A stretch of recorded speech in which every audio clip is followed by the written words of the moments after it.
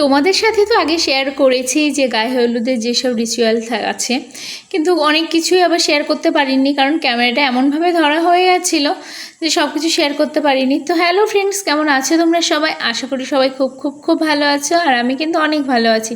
বিয়েবাড়িতে যাচ্ছি, ভালো না থাকলে কি আর যেতাম?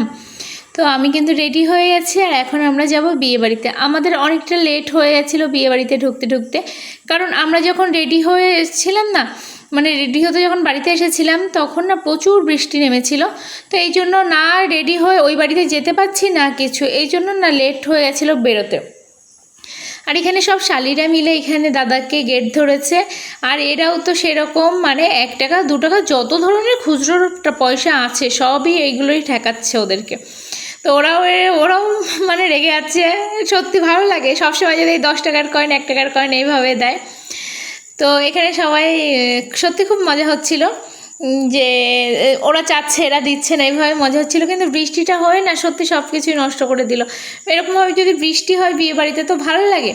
আর এই যে লজটাতে হয়েছে না, এই লজটার মাঠে ওরকম কাদা কাদা হয়ে গেছিলো, মাঠটা প্রচুর বড়, কিন্তু মানে পুরো সব নষ্ট হয়েছিল। আর এখানে আমাদের রিসিভ করছিল ফুল দিয়ে, দেখো কী দারুণ লাগছে। আর এখানে তো সবাই একসাথে হচ্ছি ভাই বোনেরা, খুব দারুণ মজা হচ্ছিল। আর এখানে শ্যামদার শালারা শ্যামদাকে ওপরে নিয়ে যাচ্ছিলো, মানে বউ ওপরে, বিয়ের অনুষ্ঠানটা ওপরে হবে লজের।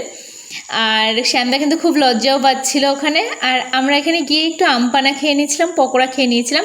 তারপরে সবাই একটু ফুচকা খাচ্ছিলো, তো আমিও ভাবলাম যে তাহলে আমি একটু ফুচকা খেয়ে নিই। তারপরে একটু ফুচকা খেয়ে নিচ্ছিলাম। প্রথমে ভাবছিলাম খাবো না, তারপরে ভাবলাম সবাই বলছে ফুচকাটা টেস্টি হয়েছে, তাহলে একটু ভাবলাম যে খাই। আমার ছেলে তো আমার কথা শোনে না, ও তো আগেই ফুচকা খাওয়া শুরু করে দিয়েছে। তারপর আমাদের যেতে যেতে তো অনেকটাই লেট হয়ে গেছিলো, এই জন্য আর বেশি লেট না করে না খেতে বসে গেছিলাম। প্রায় তখন 11টা 11:30 বাজে, এই জন্য আমরা খেতে বসে গেছিলাম। প্রথমেই আমাদের এগ ডেভিল দিয়ে দিয়েছিল। এগ ডেভিল দিয়ে দেওয়ার পরে দিয়ে দিয়েছিল স্যালাড, সাদা ভাত, মুগ ডাল, চিপস, এঁচোড় চিংড়ি, দই কাতলা, তারপর চিকেন, কালাকাঁদ মিষ্টি, যেরকম মানে বিয়েবাড়িতে দেয় সব রকমই আমরা খাওয়া দাওয়া করেছি।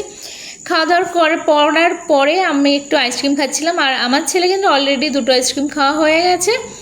আমার বোনেরটা খেয়েছিল, আর আমারটাও চাচ্ছিল, আমি আর দিইনি। আমার বোনেরটা খেয়েছিল আর ওর নিজেরটা খেয়েছিল। তো আজ না ভিডিওটা এখানেই শেষ করছি, কারণ আর ভিডিও করা হয়নি।